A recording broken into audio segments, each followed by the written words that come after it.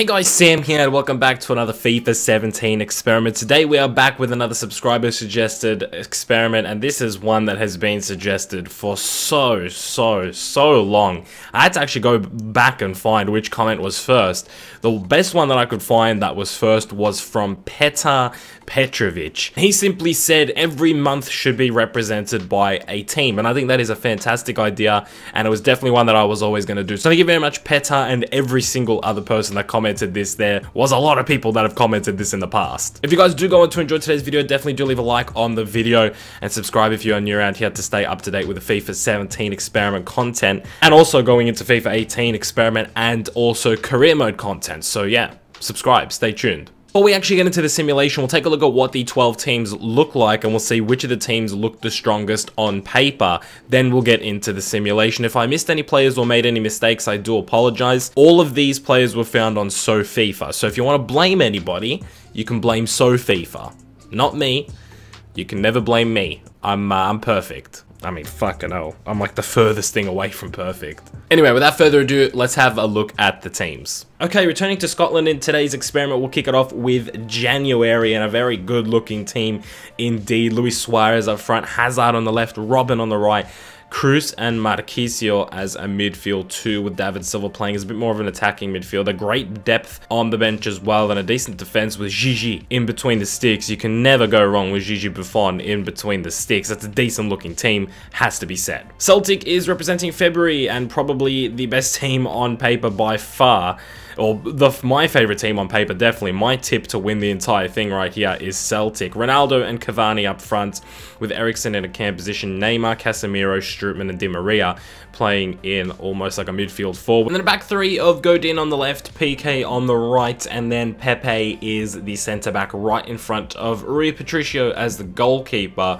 I would say maybe the goalkeeper is the biggest hindrance. And before we actually get into the simulation in terms of this team, it does look very good like this, but I think FIFA and its simulation stupidity is going to really take over here, and I think Ronaldo and Neymar are going to end up spending a lot of time sharing their position with Perisic and Gaetan, as well as each other. I don't think they're going to be playing Ronaldo as a striker at all. I think they'll play Icardi as a striker when simulating, so this team might not actually perform as well as it should. Moving on to March, and a decent looking team and a nice kit from Dundee. And people told me the last time I used the Scottish team, this is actually not Dundee United. Apparently this is just Dundee FC. I call them Dundee United. I apologize if there's anybody that goes for either of those two teams. I did not mean to call your rivals your team. I don't know where I'm going with this. Anyway, Griezmann up front with Dzeko as the second striker, Payet playing more of a wide role, and Ben Arfa as well playing more of a wide role, with Pogba and Rakitic as the two midfielders. What a midfield that is.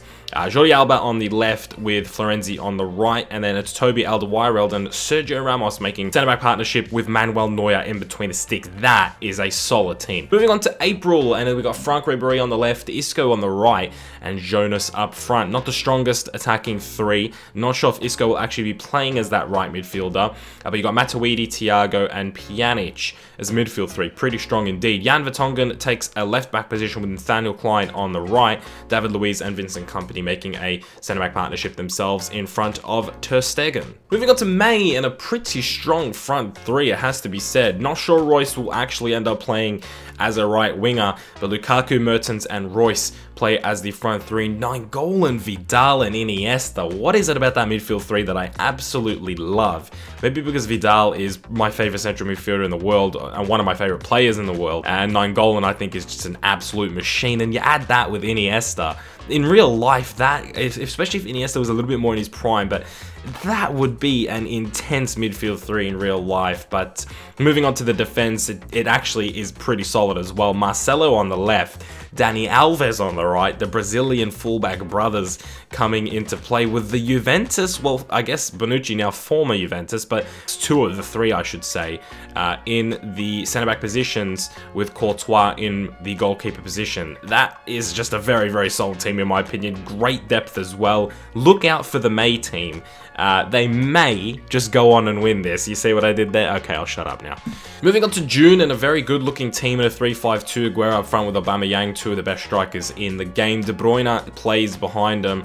My probably the best attacking midfielder in my opinion. If you're going just straight up number 10, he'd probably be up there for me. Coutinho playing more of a left wing position, Messi on the right, Banega and Bruno as the two centre midfielders, with Alaba, Mascherano and Socrates as a back three. Sergio Asensio gets the role in the goalkeeper position, a decent bench as well.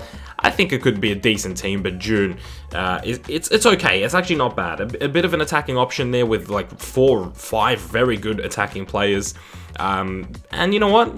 They could do bits. They might. I don't know. I don't want to rule them out. This is the team that'll be representing my birth month of July. My birthday was a couple of weeks ago. Kane and Gomez up front with James Rodriguez as the cam.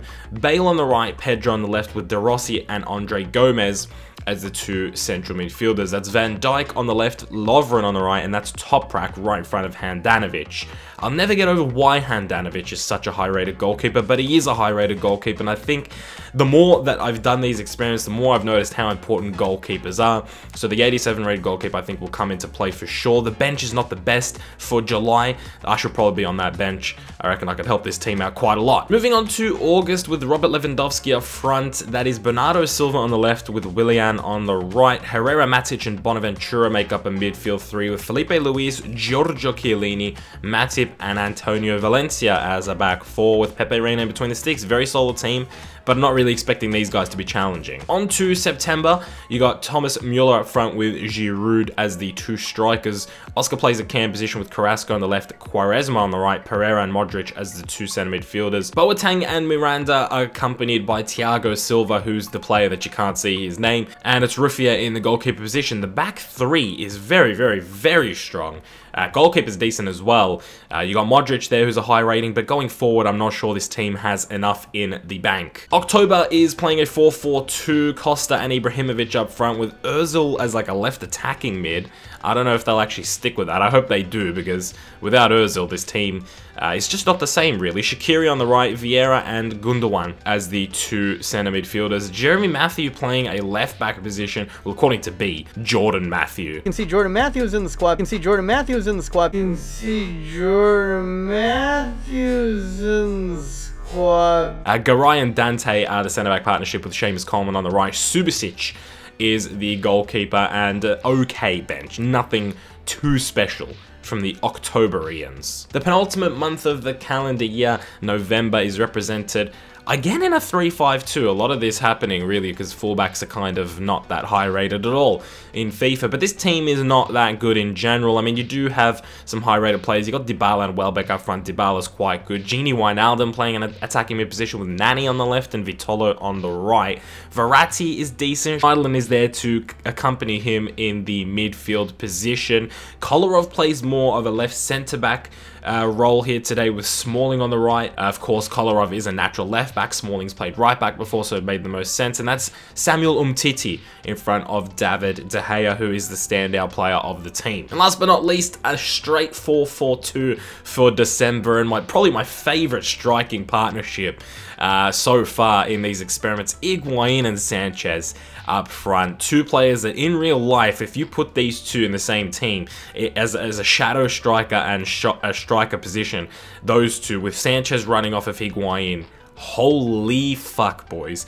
That would be something else. But the flat four really, I think, lets this team down a little bit. It's not terrible, but they really, I think, needed a standout player maybe somewhere in that central midfield. Cazorla's decent with the 85 rating. You also got Martial and Zonzi and Sterling there. I just think it's missing a little bit of a star player in the midfield. In the back four, you got Baines on the left, Aurier on the right, Gary Cahill and Matt Hummels as the centre-back partnership, and Hugo Lloris in between the sticks. They've got Benzema and Belotti as backup strikers, so December just produces the world-class strikers. Take into consideration Belotti's season, what his rating might be next FIFA. Those four strikers right there, that is just pure insanity, and that wraps up the 12 teams. Overall, I actually do believe that this is probably going to be the tightest experiment that we've ever done. I don't know why, but it just feels like there's not a team that has the edge over the others. I would say February is probably the best team on paper, but like I explained, that's probably not going to be the team that plays. If you take just into consideration in general, it is very, very even. Anyway, enough babbling. We're going to go ahead and put these teams in the Scottish League, which means we're going to be playing Scottish rules. You play each other 3 times and then you move on to the second stage. So we'll update you through the season and then we'll have a look at who comes out on top. I'm expecting a very, very close league. I would hate there to be just a blowout team that just takes it. So without further ado, let's get updated on how these teams are getting along. Okay, so after the first stage of the regular season, we actually have an undefeated team, which is pretty surprising. I was not expecting that. It's the July team, which is even more of a surprise for me personally, because I was born in July, but also because the team in general I didn't think was very good. You got the likes of Kane, Rodriguez, and Bale there, yes, but it was a pretty average team with a pretty average defense. But remember what I told you? It's Handanovic. It's the power of Handanovic. He's somehow an 87 rated goalkeeper, and somehow he's keeping this team undefeated. Just 9 goals conceded and a 3-point gap over the June team, who are in second, and they had Aguero and Aubameyang along with Messi. So this is Messi's team.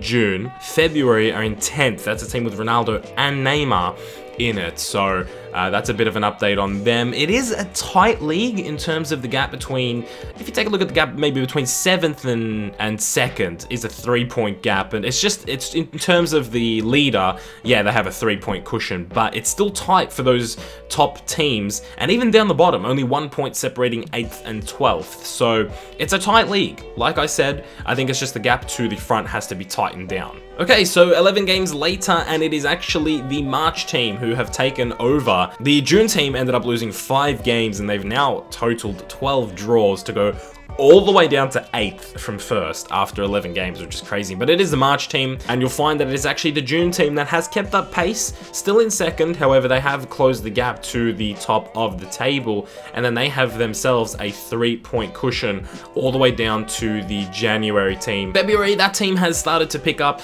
and gain some ground. Again, that's the team with Ronaldo and Neymar. They currently sit in 5th and are 3 points behind 4th. Okay, and at the end of the season, it has finished with the March team retaining their 1st place, and they end up taking the top of the table. Of course, it's not the end of the league. With the crazy Scottish rules, there's still some league to play, but now the league gets split up in halves, the top half and the bottom half.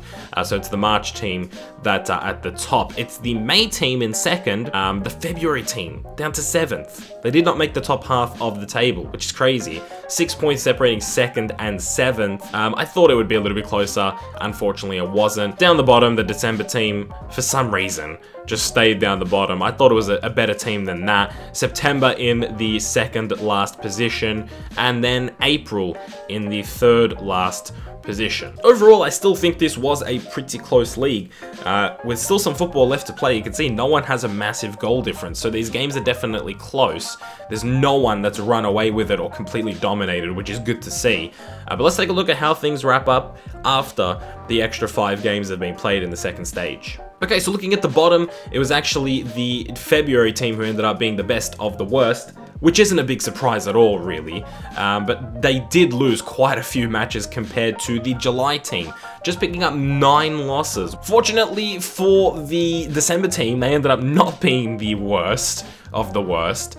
They left that down to the September team, who ended up dead last on goal difference, unfortunately for them. In terms of the top of the table, it is probably one of the closest finishes we've had to date. The same record for the top 2 teams, and it comes down to 3 goal difference, which is absolutely crazy. Tied on points is the May team and the March team, who are in 1st and 2nd on 59 points.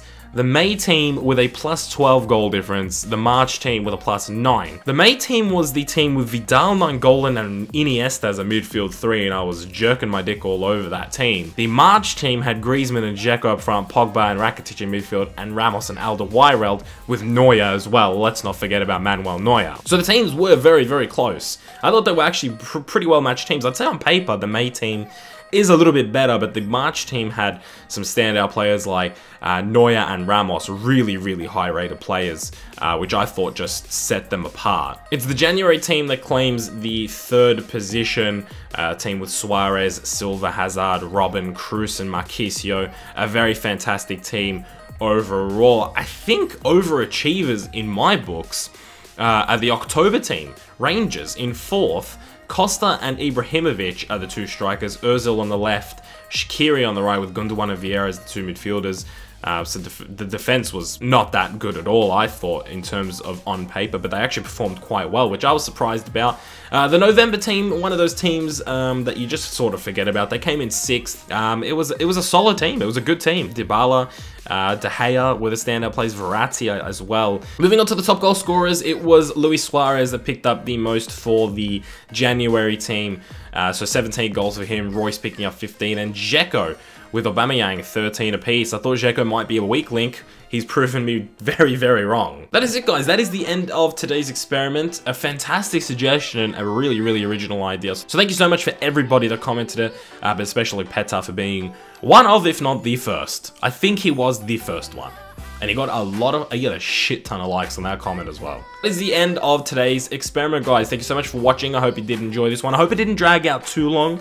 When I do the Scottish ones like this, and there's 2 stages, and you know, the craziness, yeah, I hope they don't drag out too long, but you can never know until the video is edited. So thank you so much, guys, for watching today's video. If you did, you can drop a like on the video. You can continue to comment your suggestions for future FIFA 17 experiments. But that's it, guys. I'm not going to waste any more of your guys' time. Thank you so much for watching. Like I said before, I hope you did enjoy today's video. I hope you had a good day. I'll see you guys in the next one very soon. Keep it real.